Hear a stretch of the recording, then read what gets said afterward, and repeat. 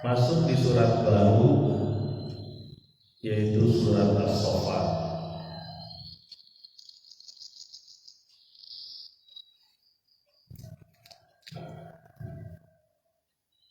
Surat ini surat ke-37 dalam Al-Quran, setelah surat Yasin. Kita sudah selesai alhamdulillah surat Yasin kemarin. Mari kita lanjutkan di surat As-Saffat. As-Saffat maknanya adalah rombongan, saf, kumpulan orang, kumpulan sesuatu. As-Saffat. Surat ini ada beberapa tema yang diangkat di surat ini, dan surat ini juga merupakan surat Makkiyah, surat yang diturunkan sebelum hijrah. Surat As-Saffat seperti umumnya surat Makkiyah adalah surat tentang tauhid, tentang keimanan. Di sini dibahas beberapa tema. Di antaranya adalah tema tentang malaikat. Tema tentang malaikat. Kenapa? Karena malaikat ini di zaman awal Nabi Muhammad SAW diutus itu dijadikan sembahan. Jadi malaikat dijadikan sembahan. Ada keyakinan yang melegenda dari golongan kaum Quraisy pada saat itu dan mungkin sekitarnya. Legendanya adalah bahwa Allah berkerabat dengan jin. Bahkan ada yang mengatakan menikah dengan jin. Kemudian punya anak. Diyakini malaikat adalah anak-anak perempuannya Allah. Anak perempuannya Allah, maka disembah oleh bangsa Quraisy. Jadi legenda ini ada di kalangan Quraisy pada saat itu. Dan ini kan legenda yang membahayakan. Kenapa? Karena dianggap Allah itu jadi bersekutu kan. Dia punya pasangan, dia punya anak. Nah ini tema-tema surat As-Saffat. Selanjutnya surat As-Saffat juga menceritakan orang-orang yang terdahulu, orang-orang yang diutus kepada mereka nabi-nabi terdahulu. Mereka juga punya legenda-legenda gitu, legenda-legenda yang ngaco lah gitu ya, tidak sesuai dengan fitrah sebagai manusia. Nabi-nabi yang terdahulu diutus kepada mereka. Juga ada tema tentang setan sebagai musuh utama kita disampaikan juga di situ tentang setan. Kemudian ada juga bentuk keesaan Allah di situ, bahwa Allah itu menguasai seluruh alam, bahkan menguasai malaikat karena dia adalah makhluknya, bukan sekutunya. Jadi tema-tema surat As-Saffat seperti itu. Dan seperti surat-surat Makkiyah kadang-kadang ayatnya itu pendek-pendek ketukan-ketukannya berasa gitu ya. Surat-surat Makkiyah gitu.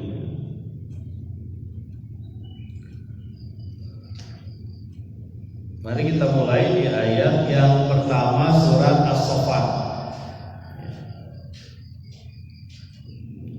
Ayat surat ke-37, silakan teman-teman mungkin yang pilih Al-Quran, baik Al-Quran cetak ataupun Al-Quran Android. surat As-Saffat ayat pertama. Bismillahirrahmanirrahim. Was-saffati saffa. Dan rombongan yang bersaf-saf ya, dengan sebenar-benarnya saf. Kita lanjut aja di sampai yang ketiga ya. Wal fazzajirati zajra fattaliyati zikra. Rombongan yang bersaf-saf, rombongan yang melarang perbuatan maksiat, rombongan yang mengingatkan tentang peringatan, membacakan tentang peringatan. Ada tiga: yang bersaf, yang melarang perbuatan maksiat, dan yang ketiga yang membacakan tentang peringatan. Siapa ya? Sepakat ahli tafsir ini adalah para malaikat ya. Dan para malaikat itu diperintah oleh Allah ya. Bisa saja yang disebut bersaf-saf ketika mereka sholat, atau ketika mereka menundukkan sayapnya menunggu perintah Allah ya. Siap menerima perintah seolah-olah sebagai pasukan ya. Nabi SAW disebutkan dalam satu riwayat Muslim bahwa ya,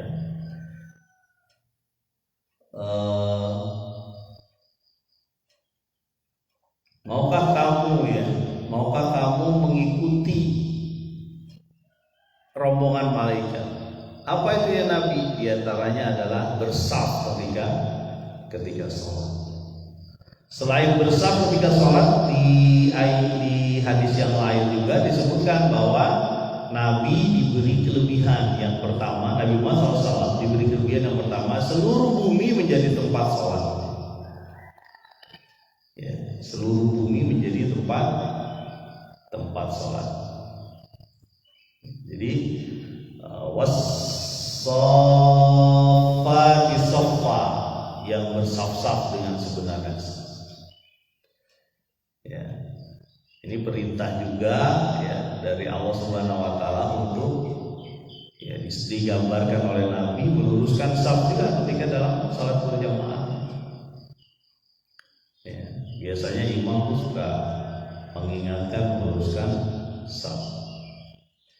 Dan bersaf itu juga bagian dari kekuatan jamaah ya, kekuatan satu negeri, satu kampung ya, ketika dia bersaf. Innallaha yuqatilul ladzina yuhibbul ladzina yuqatiluna fi sabilihi saffan ka'annahum bunyanun marsus.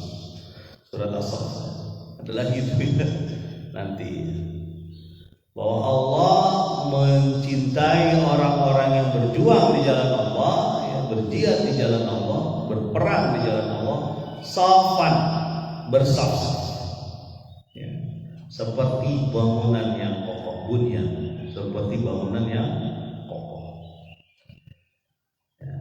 Jadi ini adalah makhluk Allah ya, bukan anak Allah. Bedakan ya. Karena Allah tidak punya anak. Legenda ini ada di kalangan Quraisy ya. Legenda bahwa Allah punya anak-anak perempuan lagi disebutnya ya, yaitu malaikat. Malaikat adalah anak-anak perempuan. Ayat kedua, fazajirati zajra, dan rombongan yang melarang perbuatan maksiat. Siapa para malaikat ini? Melarang perbuatan maksiat ya. Makanya Raqibun Atid, kita ada malaikat ya. Namanya mungkin bukan Raqib dan Atid disebutkan dalam Al-Quran itu Raqib dan Atid ya, yang mencatat perbuatan baik dan buruk ya. Begitupun ada fungsi lain dari malaikat, yaitu mengajak kita untuk menyembah Allah. Kalau kita mau melakukan satu perbuatan, pasti kan ada pilihan. Pilihan nafsu dan setan atau pilihan yang malah malaikat. Dan ini salah satu tugasnya dia adalah mengajak melarang orang berbuat maksiat. Ya, ada malaikat ya. Kita merasakan sebenarnya bisikan yang masuk ke dalam hati ketika kita dilarang berbuat maksiat. Makanya kalau kita mau berbuat maksiat kan ada bisikan itu jangan gitu.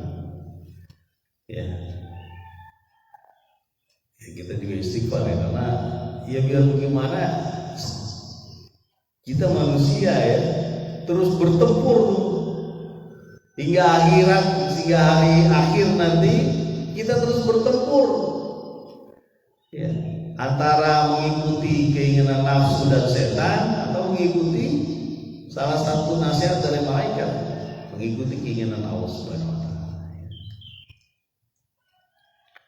Fattaliyati dzikra, yang membacakan ya dzikra, peringatan.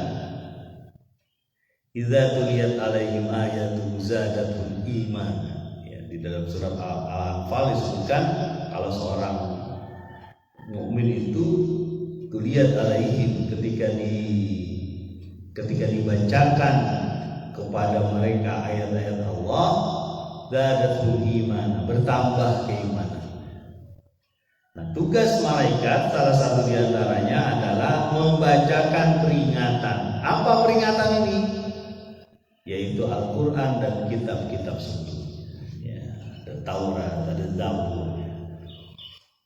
Bahwa mereka yang membawa itu, ada Jibril di situ ya, yang memberikan wahyu ya kepada Muhammad SAW dari Allah Subhanahu wa taala. Nah, jadi dia juga pesuruh ya, utusan ya. Malaikat itu utusan Allah sebagai makhluk Allah, bukan sekutu. Nah, ini disebutkan karena apa? Karena legenda itu menjadi akidahnya mereka ya, bahwa ada yang bisa disandarkan, namanya sekutu ya. Ada orang yang mengandalkan makhluk untuk melakukan keinginan. Ada ya. Makanya naudzubillah, kemarin kita dipertontonkan dengan salah satu bentuk perayaan yang tidak benar ya. Hujan berusaha ditangkal dengan kekuatan manusia, dengan kekuatan yang tidak benar ya. Naudzubillah, ada di kita itu dipertontonkan lagi ya, mengandalkan kekuatan manusia untuk menolak makhluk yang namanya hujan. Ya. Sekarang dikeren-kerenin lagi namanya dia. Ya bahasa lainnya dukun gitu. Ya. Kita berlindung dari Allah untuk hal-hal ini. Karena memang yang kayak gitu kadang-kadang suka ada juga tuh. Dalam perayaan-perayaan tertentu ternyata ada sesaji, ada apa ya, dan dia berusaha untuk mencegah hujan di situ. Ya. Habis kalau hujan nanti nggak banyak orang yang datang Pak. Kalau nggak banyak orang yang datang nanti uangnya kurang. Rezeki, hujan itu rezeki, uang itu rezeki. Kalau hujan datang di satu perayaan itu rezeki, udah selesai. Kan uangnya nggak dapat, belum tentu. Bisa saja diganti Allah dengan yang lain. Hujan itu kan keberkahan. Kadang-kadang ada yang terpengaruh tuh, sebagian kaum muslimin memakai jasa kayak gitu, jasa dukun gitu ya. Alhamdulillah. Ini ada acara rame-rame yang pakai panggung, dicari orang pintar. Orang pintar bukan orang pintar. Ya.